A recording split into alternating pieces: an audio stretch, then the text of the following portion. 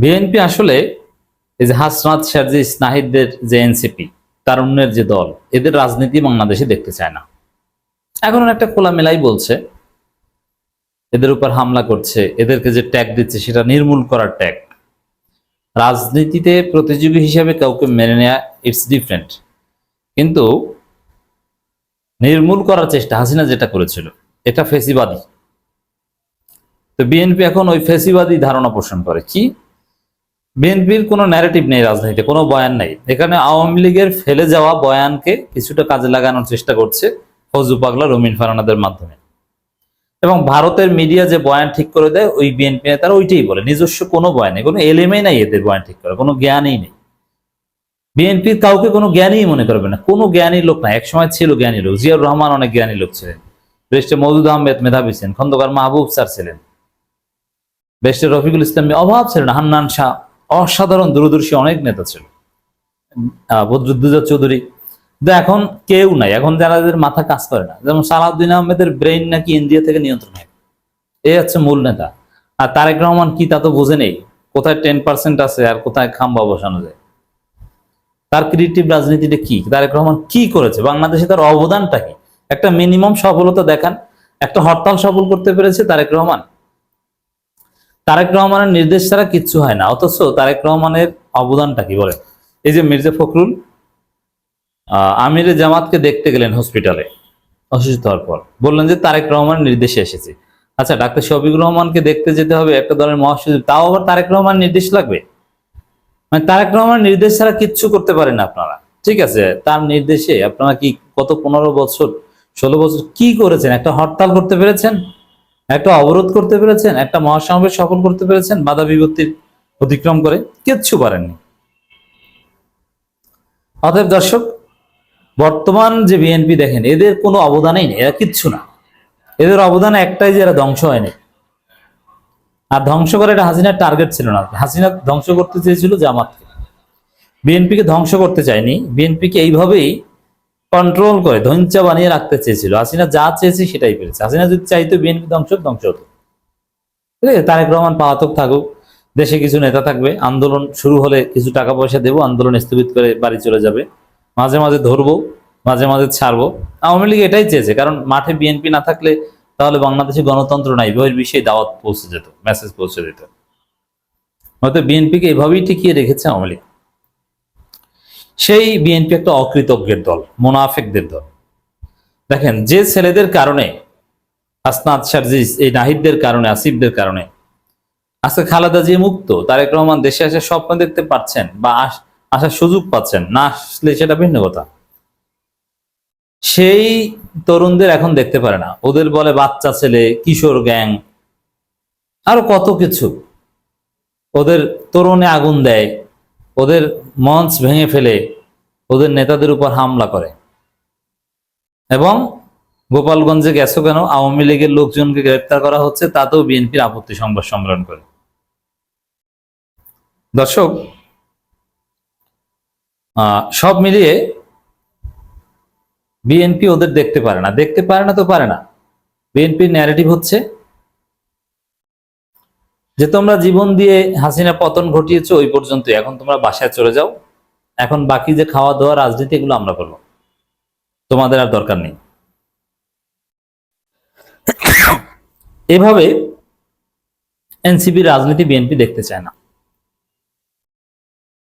মানে চিন্তাটাকে দেখেন, খালেদা জিয়াকে মুক্ত করে দিবে, হাসিনা পতন ঘটিয়ে দিবে, বিএনপিকে সুসময় এনে দিবে, তারপরে তারা বিএনপি ক্ষমতা আসবে, অন্য কেউ রাজনীতি করতে পারবে না। এত সোজা হিসাব। এত খেতে চাইলে কিচ্ছু পারবেন না, মুখ পুড়ে যাবে। মির্জা আব্বাস বলছেন শহীদদের কেউ বেঁচে থাকলে আজ লজ্জা পেত, তাদের বিক্রি করে রাজনীতিতে প্রতিষ্ঠা পাওয়ার চেষ্টা করছে একটি দল। এর মানে এনসিপির কথা বলছে। আচ্ছা, এনসিপি শহীদদের দল, তাদের উত্তরসূরি। ওই এনসিপির ভাই ব্রাদার বন্ধু বা এনসিপি যাদেরকে ডেকেছিল, তাদের ডাকেই শত শত শহীদ হয়েছে, হাজার হাজার শহীদ হয়েছে। এখন বিএনপি কি চায়? ঠিক আছে, শহীদ হয়েছে, এগুলো বাদ দাও, তোমরা এখন রাজনীতি করার দরকার নেই।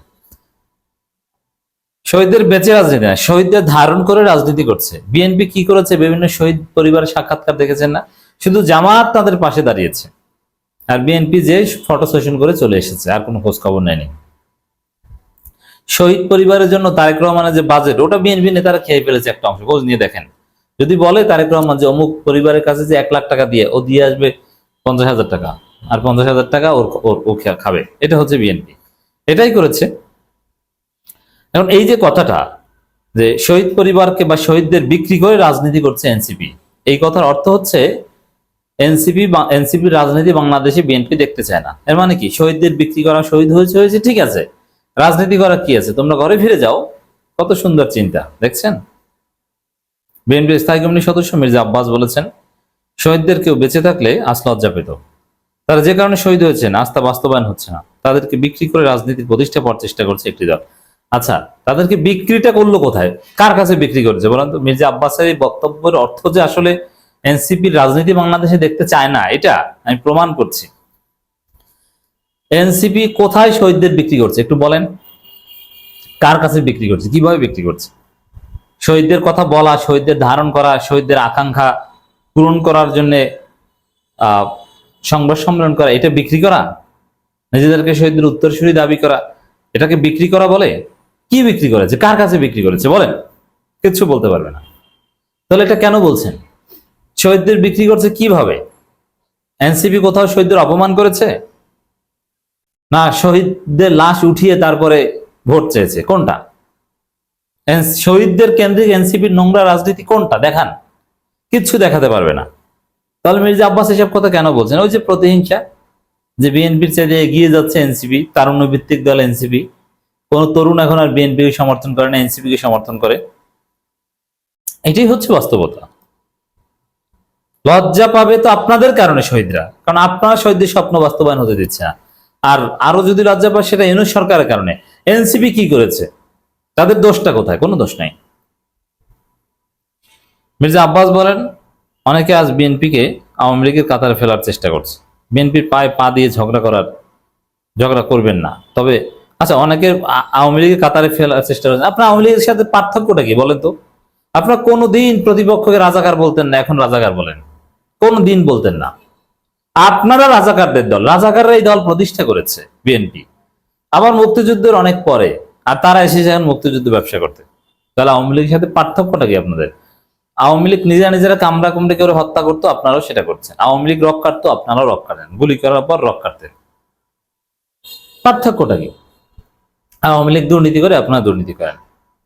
আওয়ামী লীগ নির্যাতন করে প্রতিপক্ষকে, আপনারাও করেন। কোনো পার্থক্য নাই। হুজুরদের মৌলবাদী বলে, আপনারাও মৌলবাদী বলেন। পাকিস্তান পাঠিয়ে দেওয়ার কথা বলতো আওয়ামী লীগ, আপনারাও বলেন। তাহলে আওয়ামী লীগের কাতারে কেন ফেলবে না? কোনো পার্থক্য আছে?